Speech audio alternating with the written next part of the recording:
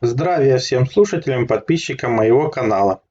С вами Виктор Максименков. И в этом видео я вам предлагаю спуститься к центру полой Земли для того, чтобы поставить на место всю ту информацию, которую мы собрали, для того, чтобы поставить на место все сказки, мифы, достижения современной науки и проникнуть наконец-то в тайны полного строения нашей Земли. Поэтому я предлагаю приступить к разбору всего имеющегося материала, потому что все, что здесь будет изложено, не знает никто, ну разве что лишь только боги. Поэтому пора становиться богами, развиваться, вспоминать забытое прошлое, все ставить на место, потому что здесь будут и тайные знания вам показаны, которые считались раньше достижением только высших каст, и достижения современной науки, и все мифы, рассказы, и вы все увидите, где это происходило, как это происходило, и что все это существует на самом деле. Обратите внимание на отечественную инновацию синтезит. Это не просто железо, это результат серьезной научной работы российских исследователей. Вот, например, кровь мужчины до приема синтезита. Эритроциты слипшиеся, нарушен перенос кислорода. Именно это часто становится причиной хронической усталости, заболеваний сердца и сосудов. А теперь его кровь уже через час после приема синтезита. Эритроциты в норме, кровь свободно несет кислород ко всем органам. Это помогает восстановить энергию, улучшить самочувствие и снизить риски инсульта и инфаркта. Не случайно врачи и тренеры именитых спортсменов рекомендуют синтезит. И вы можете найти сотни отзывов обычных людей, которые ощутили разницу. И, кстати, отзывы подтверждены множеством научных исследований, что вообще очень большая редкость для производителей таких добавок. Ссылка на сайт производителя из соцсети в описании. Только для моих подписчиков скидка 20% по промокоду Виктор20. Успейте, пока действует акция. Для этого достаточно прочитать божественную комедию про то, как Данте путешествовал сначала в ад, потом он попадал, после ада, он попадал в чистилище, а потом уже пройдя чистилище, он попадал в рай. И во всех этих кругах, а ведь каждое из этих образований, тот же ад, тоже чистилище и тот же рай имеют по 9 кругов. Он встречал различных жителей. Как вы понимаете, в аде он встречал демонов, в чистилище он встречал тоже определенное количество существ, которые мы знаем из легенд. И все это логично, потому что не может, например, тот же ад напрямую стыковаться с раем. Потому что те демоны, как бы их не охраняя, они все равно будут проникнуть, пытаться в райские кущи. А если между адом и раем существует промежуточная цивилизация, то это вполне логично. То есть она и как бы существует охранная система, которая демонов не пускает в рай. Это чистилище. Ну и в центре всей этой системы, конечно, находится рай с его всевидящим оком. В том же чистилище информации по нему мало, но в том же чистилище, например, обитают грифоны, которые ранее на Земле, они встречались опять же на вершинах гор вулканов. Я уже разобрал в предыдущем видео почему, потому что это входы в полую Землю. И это нам позволит понять, что они как раз тоже являются как бы защитниками рая от пекельных существ, от существ ада. То же самое и относится к нашей поверхности. Скорее всего, для того, чтобы демоны все-таки не проникали на нашу поверхность, между нами и адом существует еще одна промежуточная цивилизация, тех же птиц и людей. Все ссылки на материалы, как всегда, в описании. Эти птицы-люди, они являются прекрасными воинами и как бы прямыми противниками демонических существ. Они обитают как раз под землей и являются для нас такой промежуточная цивилизация, которая сохраняет нас от демонов, чтобы они массово не выходили на поверхность. Плюс определенный дополнительный инструмент, который удалось выявить, это как же вулканическая деятельность. Или стоячая волна, которая пребывает в центре этой системы, и которая обеспечивает с одной стороны поверхность как внешнюю нашу, так и внутреннюю, так и всю целостность самой Земли, плюс с внешней поверхностью она связана действующими вулканами, ну и с внутренней поверхностью тоже, на которой тоже существуют вулканы. Давайте прочитаем, что про это думал в рассказе «Дымный бог». Магнитный полюс находится точно посередине земной коры. Его толщина этой коры составляет, согласно моим оценкам, 300 миль. Магнитный полюс, безусловно, находится в 150 милях под поверхностью Земли, вне зависимости от того, где производится измерение. Так то, вот в той точке, в 150 милях под поверхностью, гравитация исчезает, нейтрализуется. Когда же мы минуем эту точку и продолжаем путь внутрь Земли, сила обратного притяжения увеличится в геометрической прогрессии, пока мы не покроем расстояние 150 миль, оказавшись тем самым на внутренней поверхности. То есть это рассказ «Дымный бог». Ну, казалось бы, фантастический рассказ. Но вот что мы читаем в той же божественной комедии. Потому что, проходя вот эти вот круги ада, а ведь они спускались сверху с земли, они оказались на другой поверхности. И он ему задает вопрос, как же так оказалось, что мы оказались на противоположной поверхности, а, как говорится, спускались, голова была вверху, оказались на противоположной поверхности, а голова все равно остается вверху. Вот он ему отвечает, тот, кто его сопровождает. Спускаясь вниз, ты там и находился. Но я в той точке сделал поворот, где гнет всех грузов отовсюду слился. И над тобой теперь небесный свод, ну там, где нет беса, обратный своду, что взнесен навеки, над сушей и под сенью чьих высот. Угасла жизнь в безгрешном человеке, тебя, держащий каменный настил, есть малый круг, обратный лик Джикути. То есть в божественной комедии нам опять же рассказывается о том, что есть малый круг. Ну, а Джикути это образ просто там итальянской Венеции, как бы отделенный остров от Венеции, который является как бы противоположностью. То есть это в божественной комедии сказано, как и множество других фактов. Плюс то же самое нам говорили индейцы Амазонки, которые Макуси.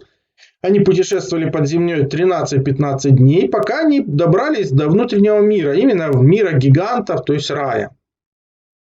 То есть после 4-5 дней пути, те, кто находился внутри пещеры, теряли вес и телесную массу, что позволяло им двигаться гораздо быстрее. Ну, по моим подсчетам, тогда это составляло 5 дней, ну, можно пройти 30-60 км в день, то есть 150-240 км примерно. Ну, примерно мы попадали, опять же, в те же рамки. То есть точность здесь, конечно, примерная, но факты говорят об одном и том же. То же самое вот секретное дело КГБ, Орион. И опять здесь мы видим то же самое. Магма является центром гравитации земного шара. И она находится как раз в середине земной коры. То есть, то, что Солнце вращается внутреннее в одну сторону, а сама наша поверхность в другую, как бы и обеспечивает эту стоячую волну, то есть саму поверхность. И нашу, и внутреннюю. И это очень важно знать, потому что наука об этом не знает, а разные источники, которые совершенно фантастические, а те, кто туда находился до секретных каких-то данных, говорят, что это да, действительно так. Ну, мы это все дополним. И, например, есть тоже необычное подтверждение. Вот прочитаем, что нам пишет тот же Дымный бог. С внешней поверхности, если бросить в отверстие какой-нибудь предмет, инерция и ускорение заставят его миновать магнитный центр. Но, не достигнув еще внутренней поверхности, он постепенно, пролетев половину пути, утратит скорость, остановится, наконец, совсем и немедленно начнет падать обратно к внешней поверхности. И будет качаться в пространстве, как лишенный привода стержень маятника, пока в конце концов не остановится в магнитном центре. В той самой точке, на половине расстояния между внешней и внутренней поверхностью. Дымный бог. Но в современном мире есть эффект Джанибекова. И он фактически это подтверждает. Когда предмет, брошенный как бы в космосе, казалось бы, в невесомости в одну сторону, пролетает какую-то часть пути, разворачивается и движется в обратную сторону. А это нам рассказывали еще в рассказе «Дымный бог», объясняя, как функционирует вот эта стоячая волна посередине. Ну, продолжим, потому что, делая эти выводы, мы понимаем, где что расположено. То есть сначала идет поверхность Земли, потом до 300 километров идет расстояние до вот этой стоячей волны магмы. За этой стоячей волной магмы расположен как бы Аид, это преисподня, Гадес, как бы являясь дополнительным препятствием для того, чтобы демоны проникали на наш белый свет. Потом За этим аидом, который имеет 9 кругов, начинается чистилище с 9 кругами. А это, и как только чистилище заканчивается, а это примерно на высотах уже 600 километров, начинается рай. Вот что описано в божественной комедии Данте. Но мы имеем и подобный знак. Вот вам, пожалуйста. Ад, чистилище, рай. Рай белый, чистилище красное, например, а ад черный. Почему бы и нет? Есть же и такие знаки равновесия. Но, что самое интересное, в божественной комедии чистилище имеет 2 предчистилища, а потом 7 ступеней горы. Казалось бы, ну при чем здесь это? А при том, что новые открытия науки нам помогают понять, откуда это. Современная наука нашла 2 структуры, которые как бы держат внутренний шар. Все ссылки на материалы, как всегда, в описании. То же самое можно посмотреть и на символы звезду Велеса. Тоже здесь какие-то 2 подструктуры, которые являются частью одной еще большей структуры, что опять же и показывает настроение и работу внутренней части Земли. То есть Велес это не совсем негатив, это вряд ли негатив, который относится именно к аду и все. Потому что у Аида тоже рогатина двойная.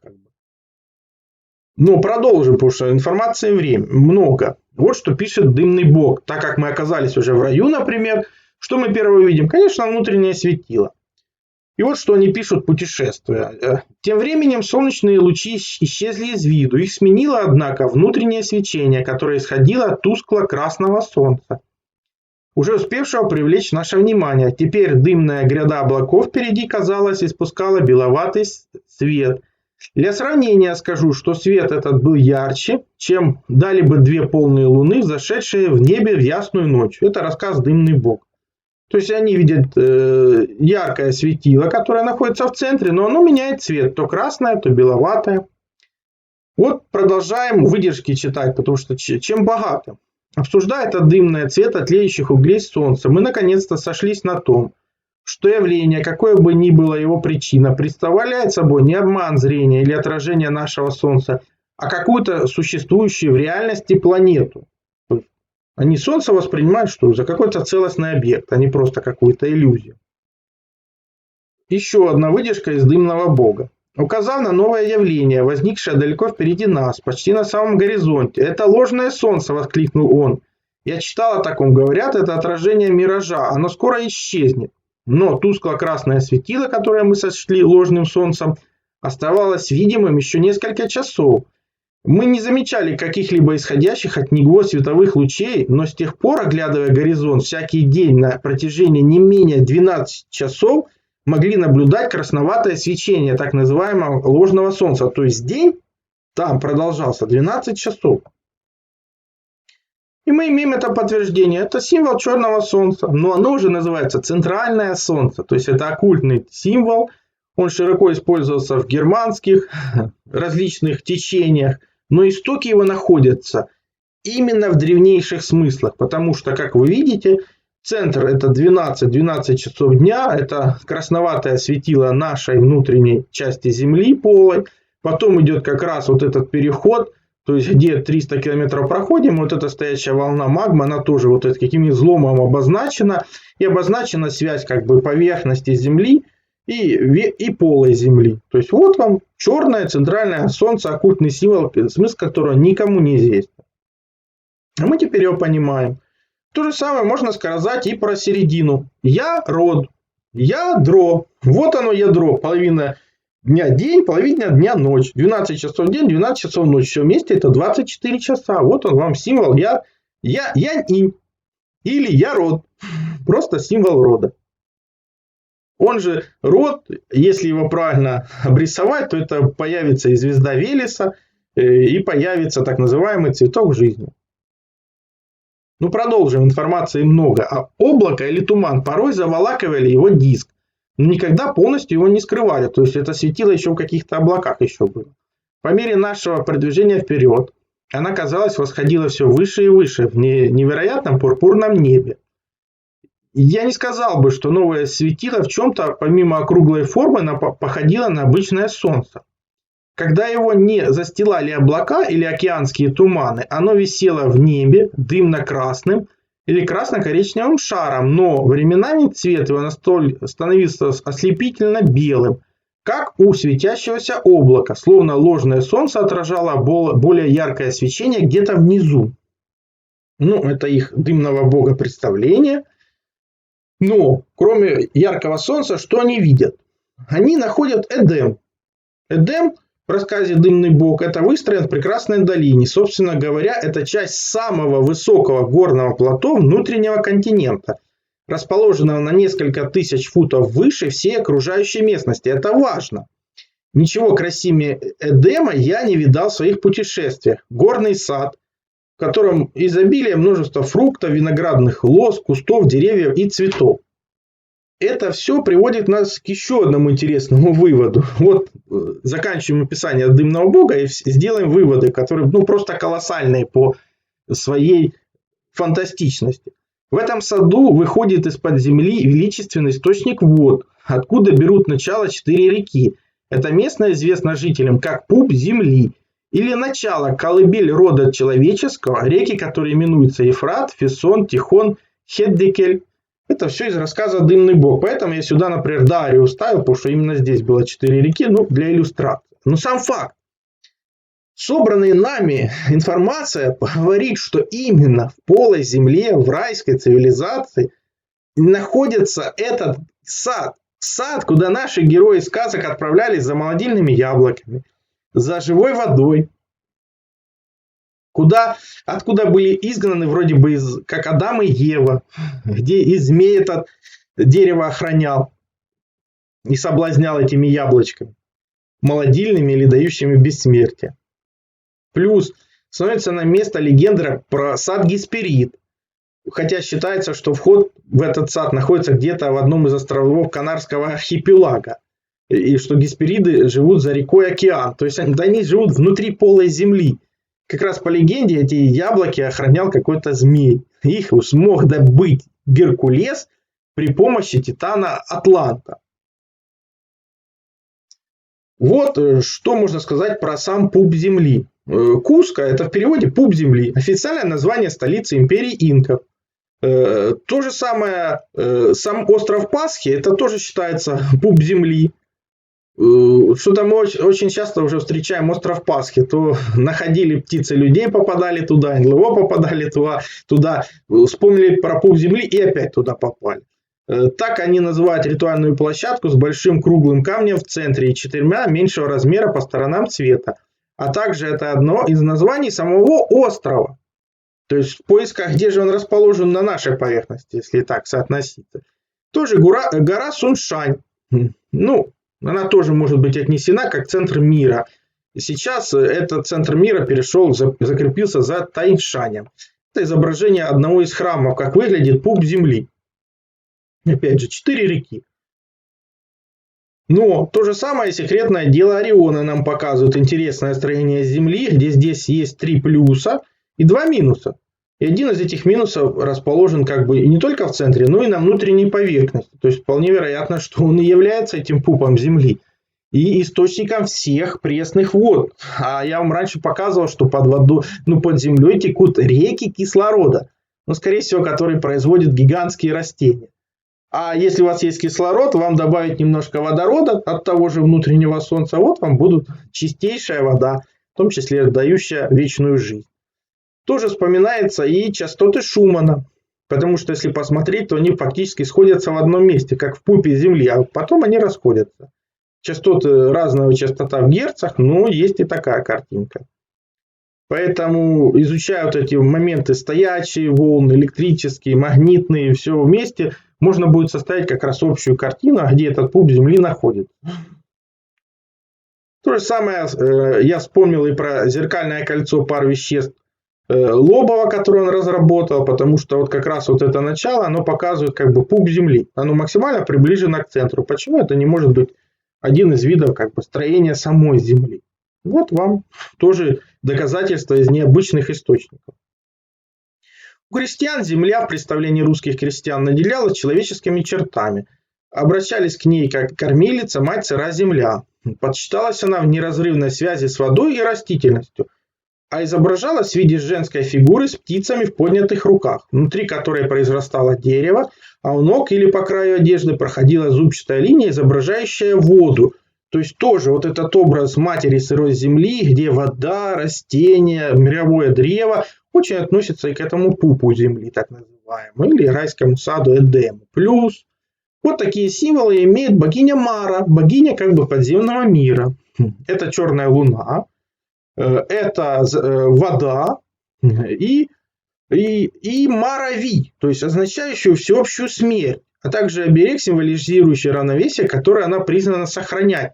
То есть здесь равновесие вот этих 4 как бы рек получается, и равновесие центрального светила, плюс вот это двойное название Марави привлекло меня внимание к Вию. Вию, почему? А в легендах веки Вия доставали до земли. Ви у нас, у славян, это древний славянский бог, насылатель ночных кошмаров, видений и привидений. У Вия вся сила сосредоточена в глазах. Это могучий старик с огромными бровями и необычно длинными ресницами. Чтобы Вий мог взглянуть на мир, нужно несколько силачей, которые помогли бы ему поднять веки железными вилами. Своим взглядом Вий способен убивать людей, обращать в пепел города и деревни, или же, например, уничтожать вражеские рати. Почему я это говорю? Дело в том, что если бы внутреннее светило не было ограничено каким-нибудь устройством типа века Вия, назовем его так, то не было бы смены дня и ночи. Оно бы светило беспрестанно. И в итоге оно вместо рая получилась бы выжженная земля. И поэтому Ви, получается, это искусственная система, которая закрывает половину Солнца и делает возможным смену дня и ночи. Вы вдумайтесь только в масштабы этого устройства. Но у Вия есть символ. Я же не просто так это говорю. У Вия есть символ, посмотрите на него. Это 18 зубцов в середине и 24 по краям. Ну, 24 это 12 плюс 12. Это 24 часа внутренней полости Земли. А сам Ви в числовом значении это 2 плюс 8 плюс 8. Или 18. Опять же 18 внутренние зубцы. Ну, почему оно так хитро написано? Если 24 часа, то возникает вопрос, а сколько же дней в неделе? Я высчитал, что 9. И Ви это подтверждает. 18 это 9 плюс 9. Двойка здесь вынесена тоже по отдельным соображениям, в том числе и связанным со священным годом и с химией. И получается, если вот не учесть, а взять 24 плюс вот эти 8 плюс 8, то получается ровно 40 дней подземного мира. Опять же, мы вышли на те расчеты, что я и показывал.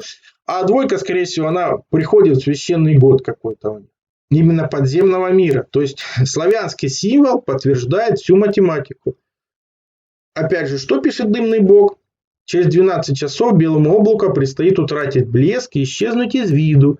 Следующие затем 12 часов соответствуют нашей ночи. Мы довольно быстро узнали, что встреченные нами странные люди поклонялись этому великому ночному облаку. То был дымный бог их внутреннего мира. То есть то, что я предположил в раскрытии тайны времени, оказалось подтверждено из других источников. А я предположил, что раз измеряя наше время и в часах, то в днях получается у нас 7-дневная неделя, а у них 9-дневная. Так и есть. Ви это 9 плюс 9 фактически. У нас 30 дней в месяц, у них 40. Ви есть это 40. 24 плюс 16 получается 40. А те 2 дня они, скорее всего, в священный год добавляют. Ну, получается, то, что я предположил в предыдущих видео, оказалось правдой. И подтверждает это система Ви. Так что вот это действительно внутренние часы пола Земли. Обратите внимание, центр 6, второй круг 12. Часов дня и ночи получается. Они же 12 знаков зодиака. 6 плюс 12, 18. Центр это система Ви. Третий круг 24. Опять же, полная система Ви. То есть внутренняя Земля. Но интересно, что здесь нужно учитывать, что термин он многозначный. Нужно смотреть и со стороны химических элементов. Вот, например, 18 по счету у нас элемент аргон. И массовая его, масса ядра примерно 40. Опять же, необычное подтверждение, так как система все-таки многогранная. Тоже открыли недавно новый химический элемент, они его-то переименовали, но вообще вот у него массовая масса 288. Это тоже Ви, 288. И здесь так фактически написано. УУР. Но если бы тут они палочку дорисовали, был бы Ви в обратном прочтении. Тут же мне вспомнился и Ды. Ды – дивный бог, бог ночного неба и богатства. Он же птица Див. То есть, видите, он тоже как бы обеспечивающий равновесие. То есть, какая-то горная гряда, максимально подходящая к центральному светилу, обеспечивающая его равновесие и смену дня и ночи. Ну, а значит, в центре у нас всевидящее око. Как и в рассказе Данте про рай. Также удалось достать икону всевидящего ока. Вот она. Опять же, она очень обращает внимание в центральное светило, 4 реки, различные сферы, то есть сфера рая, потом сфера как раз чистилища промежуточная, потом ад, потом сфера как раз опять же промежуточная между нашей землей и адом, и наша земля, и уже пошли воздушные сферы. То есть очень, между прочим, грамотная нарисованная икона. Опять же, где в центре нашей системы находится образ всевидящего ока. Как тут не вспомнить про титанов? То есть, как я прочитал, тех, кто живут на тверди, обратной тверди, то есть полой земли. И основных из них титан – это Кронос. Он же время. Все верно. Именно центр системы решает, как идет не только пространство, но и время. А это мне помогло прочитать Кронос в обратном прочтении. Кронос в обратном прочтении вот получается сонор или сонар, или очень близко к солар. Ака – это корона света как бы. Но солнар и солар мы тоже знаем. Почему я использовал как раз этот символ всевидящего ока? Потому что это символ как бы максимально приближенной Земли, плюс здесь еще какая-то система века, вия, который этим веком, вием закрывает, чтобы была смена дня и ночи. Ну, солар. Мы находим, как говорится, в наскальной живописи древних это название солар. То есть это действительно центральное светило наше. Но сол – это душа. Ар – земля, душа земли. А К, как бы оно большую часть времени красное, во-первых. А во-вторых, здесь как бы хитро. Половина ничего нет, это 12 часов ночь. Потом утро красное, опять же, это палочка. Потом белый день. Потом вечер красный. Потом буква К получается. Если с химической точки зрения обратить внимание, то это может быть, например, кобальт, литий, аргон. Вот опять мы встретили аргон из системы Вия. Может быть, конечно, и другой вариант. Например, лантан и рений использоваться. А лантан это очень близко к чему? К Атланту. Кто такой у нас Атлант? Атлас он же. Могучий титан, то есть на тверди, обратной тверди. Держащий на плечах небесный свод. Небо, очень простой образ, непроявленный бог, то есть внутреннее солнце. Вот вам, пожалуйста, система Титана Атланта, система Вия, которая держит непроявленного бога внутреннего солнца. Конечно, могут быть и варианты с химическими элементами. Например, первые буквы это не кобальт, а указание на углерод и кислород. Почему бы и нет? Всех алмазы, бриллианты, они состоят из углерода. Так что почему центральный кристалл не состоит из углерода? Все может быть. То же самое и с ар. Здесь у нас теперь в современном мире, который, скорее всего, большую часть берет из данных прошлых цивилизаций, ар – это относительно атомная масса. То есть ар относительно. Так что солар – это истинное живое светило ядро, центральный процессор, мозг и душа нашей планеты, которая сейчас закрыта многослойной непрозрачной скорлупой поверхностью Земли и веком Вия, что обеспечивает смену дня и ночи. Если мы обратимся к нашей буквице, то мы сможем понять тогда и такое же понятие, как логос. Потому что, опять же, видя эту картину, примерную, конечно, где всевидящее око в центре, какие-то тучки, система Вия, Атлант, который все это держит, конечно, приходит на ум именно такая картинка. И вспоминается логос. Это сверхсущество, которое расположено в центре Земли. Оно же голос Земли, то есть вибрации Шумана, которые сейчас мы рассматривали. Или если по буквам рассмотреть, то это получается, что он... Люди, он глаголь, он слово. То есть людям он глаголит свое слово, частоты, вот эти частоты Шумана, а само слово это тот же волос, тот же вещий лес. В христианстве под логосом подразумевается Сын Божий, который рождается Бога-человеком Иисусом Христом, чтобы спасти мир от греха. Так и написано, вначале было Слово, и Слово было у Бога, и Слово было Бог. Таким образом, до появления Слова, то есть Иисуса Христа, Логос слит с самим Богом. А после рождения разумного существа проявляется слово Логос, символизирующий какой-то высший разум. Ну, не какой-то, а который расположен в центре нашей Земли. Я уже показывал, что наша Земля движется в системе Земля-Солнце, и при этом движении она образовывает буквы. То есть здесь и буква И с точечкой, тот же Иисус, тут и буквы С, две, одна в одну сторону, другая противоположная, и буква О, и буква Х, и буква Ж, и тут же и Р, и Д, и Д, и тот же род. То есть Иисус Христос, который родил как бы Логос, это как бы движение самой Земли, его центра и Солнца. Все ссылки будут на материалы в описании, я там описал, откуда берутся праздники наши. Рекомендую перейти вам ознакомиться.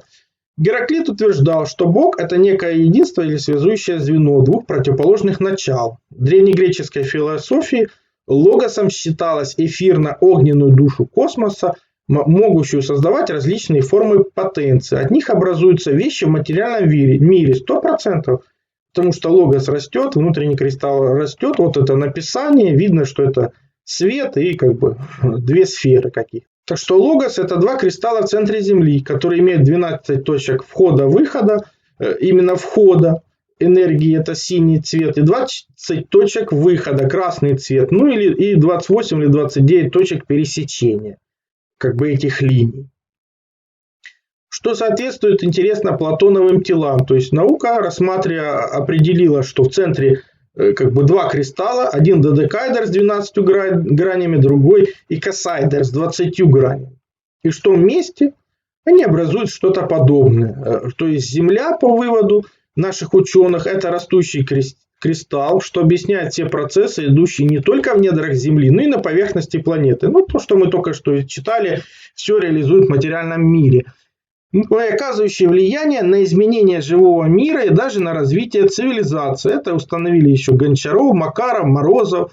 По их мнению, силовое поле этого растущего кристалла обуславливает вот такую вот структуру Земли. Эти как бы многогранники вписаны друг в друга. Но на поверхности Земли проступают проекции икосаэдеры и додекаэдеры. Это вот у них 62 вершины. И середина ребер этого сложного кристалла обладает особыми свойствами.